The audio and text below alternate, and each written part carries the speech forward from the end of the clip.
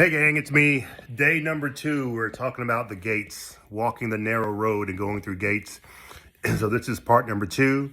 And I think the second most important thing that you have to do to stay on the narrow road, to make sure that you're hitting the gates on time, or that you are waiting for that special time to walk through that portal, so to speak, is that you have to allow your dreams to die.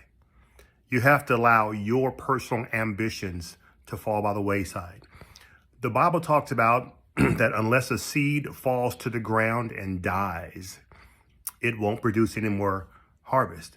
And a lot of times as Christians, we make the mistake of putting our plans in God's lap versus Him allowing to put His plans in our hearts. And I think the second most important thing is that you've got to be willing to let everything that you thought was reality and everything that you thought was an experience that you would have to have God relate to, you've got to let that completely go. Because if you don't, then you'll have this thought process of everything that's happening to me in my past, I'm going to see it again.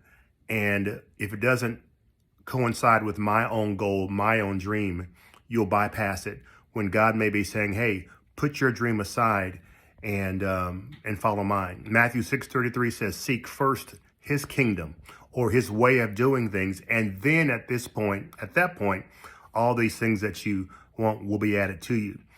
And the Bible talks about that He has a dream for us, that He has a plan for us that is perfect. And a lot of times as Christians, we confuse the two. So how do you do that? You say, Lord, not my will, but your will be done. Just like Jesus did. Jesus was a man who was submitted to a father that he couldn't see at that time. He had a relationship with him, but he couldn't see. And as Christians, we have to make sure that our heart, our mind, our goal, our lives are completely 100% submitted to God. And thereby, we will stay on the narrow path, we'll stay on the narrow road, and we'll walk through the gates of our prosperity in due season.